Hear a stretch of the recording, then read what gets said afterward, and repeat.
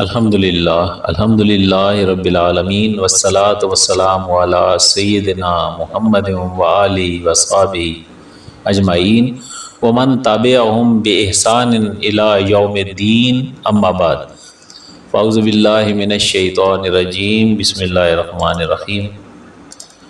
محرم الحرام کی فضیلت اسلامی سال یعنی قمری سال یا سن ہجری سال کا پہلا مہینہ محرم الحرام کا بابرکت اور مقدس مہینہ آج سے شروع ہو رہا ہے۔ عزیز دوستو، محرم حرم سے ماخوذ ہے جس کے معنی عزت اور احترام کے ہیں۔ اسلامی سال اسی مہینے سے شروع ہوتا ہے۔ یہ اسلامی سال کا پہلا مہینہ جسے محرم الحرام کہا جاتا ہے، یہ بڑا ہی مقدس اور بابرکت مہینہ ہے۔ اہل عرب اس مہینے میں اپنی تلواریں میانوں میں ڈال دیتے تھے اور لوٹ مار قتل و غارت سے رک جاتے تھے، یہاں تک کہ لوگ اپنے دشمنوں سے بھی خوف سے عاری ہو جاتے تھے اور اپنے بھائی اور باپ کے قاتل سے ملتے تھے تو اس سے کچھ نہ پوچھتے تھے اور نہ کسی سے لڑائی جھگڑا کرتے تھے۔ گویا زمانہ جاہلیت میں بھی لوگ محرم الحرام کا احترام کرتے تھے۔ اس مہینے میں کسی انسان کے قتل اور جنگ و جدال کو حرام سمجھتے تھے۔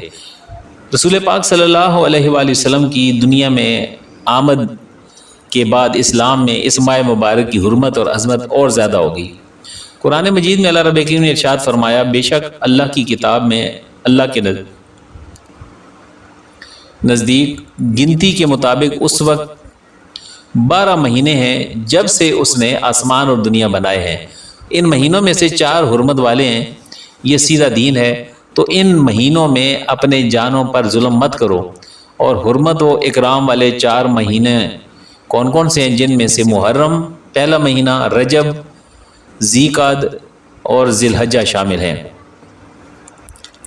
ایک بار حضور نبی کریم صلی اللہ علیہ وآلہ وسلم سے عرض کی گئی کہ یا رسول اللہ صلی اللہ علیہ وآلہ وسلم، فرض نماز کے بعد کون سی نماز افضل ہے؟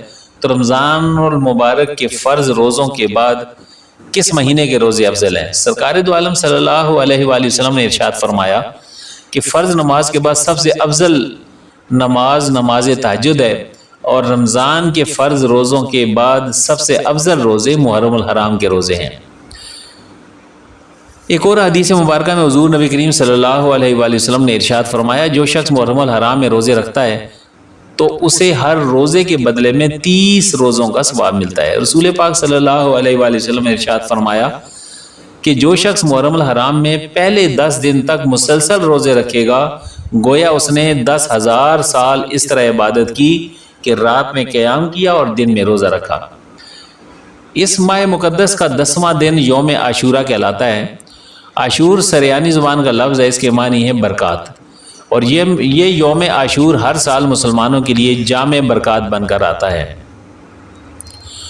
ہمارے یہاں جب بھی محرم کا مہینہ آتا ہے تو لوگ یہ سمجھتے ہیں کہ اس مہینے کا تعلق صرف اہل تشیع حضرات سے ہے، لیکن یہ جاننا بہت ضروری ہے کہ اہل سنت والجماعت کے لیے بھی یہ مہینہ بابرکت اور رحمتوں والا ہے۔ اور جس طرح حضرت امام حسین علیہ السلام کی زندگی کی قربانیوں میں سب سے بڑی قربانی اس مہینے کی 10 تاریخ کو یوم عاشور کو کربلا میں آپ نے ادا فرمائی، یہ رہتی دنیا تک ایک مثال ہے۔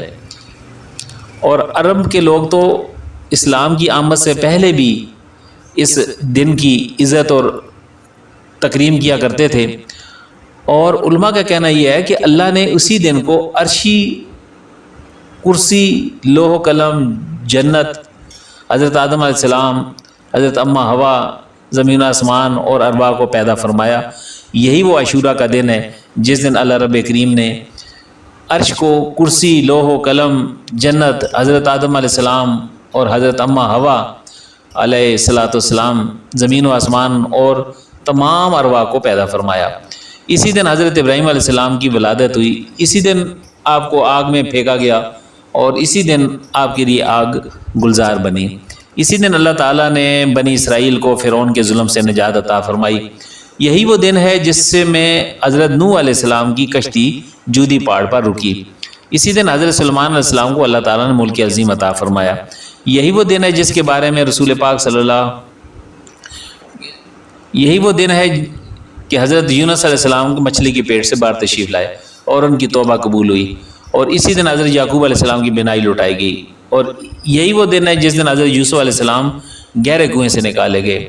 اسی دن حضرت ایوب علیہ السلام کو بیماری سے شفا ملی۔ اس زمین پر آسمان سے پہلی بارش اسی یوم عاشورہ یعنی 10 محرم الحرام کو ہوئی، اور اسی دن نواسہ رسول صلی اللہ علیہ وآلہ وسلم جگر گوشہ بطول سیدنا حضرت امام حسین علیہ السلام اور ان کے گھرانے کے افراد نے کربلا کے تپتے ہوئے صحرا میں شہادت پائی۔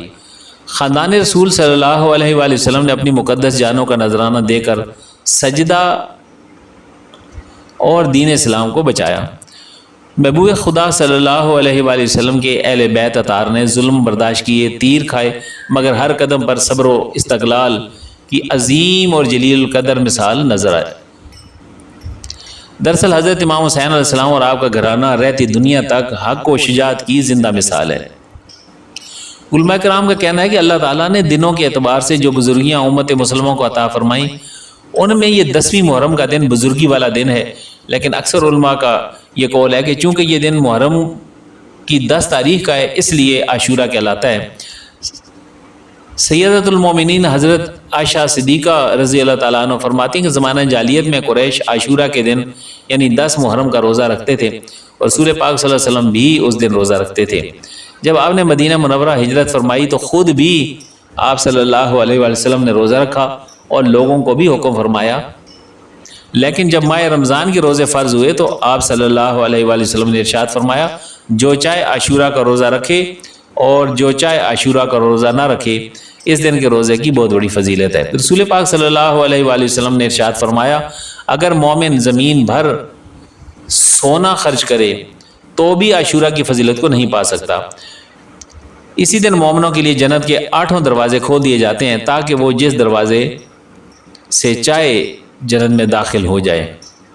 حضور نبی کریم صلی اللہ علیہ وآلہ وسلم نے ارشاد فرمایا جو شخص عاشورہ کے دن اپنے اہل و عیال پر یعنی اپنے گھر والوں پر خرچ کرتا ہے اور خرچ میں اپنے دسترخوان میں وسعتیں دیتا ہے تو اللہ تعالیٰ پورا سال اس کے رزق میں وسعت عطا فرما دیتا ہے۔ اس دن صدقہ خیرات کرنا بڑا ثواب اور اجر کا باعث ہے، اس سے گناہ جھڑ جاتے ہیں اور درجے بلند ہوتے ہیں۔ اسی دن لوگوں کو پانی پلانا، شربت، دودھ یا کوئی اور مشروب پلانا بھی باعث ثواب ہے۔ سرکار دو عالم صلی اللہ علیہ وآلہ وسلم نے ارشاد فرمایا جس نے عاشورہ کے دن کسی کو ایک گھونٹ بھی پانی پلایا تو اس نے گویا ایک لمحے کے لیے بھی اللہ کی نافرمانی نہیں کی۔ رسول کریم صلی اللہ علیہ وآلہ وسلم نے ارشاد فرمایا جس نے عاشورہ کے روز کسی بیمار کی بیمار پرسی کی، تیمارداری کی، گویا اس نے پوری اولاد آدم کی تیمارداری کی۔ تو دوستو یہ تھا وہ یوم عاشورہ کی فضیلت سے متعلق ایک چھوٹا سا تجزیہ۔ امید ہے کہ آپ کو اور ہمیں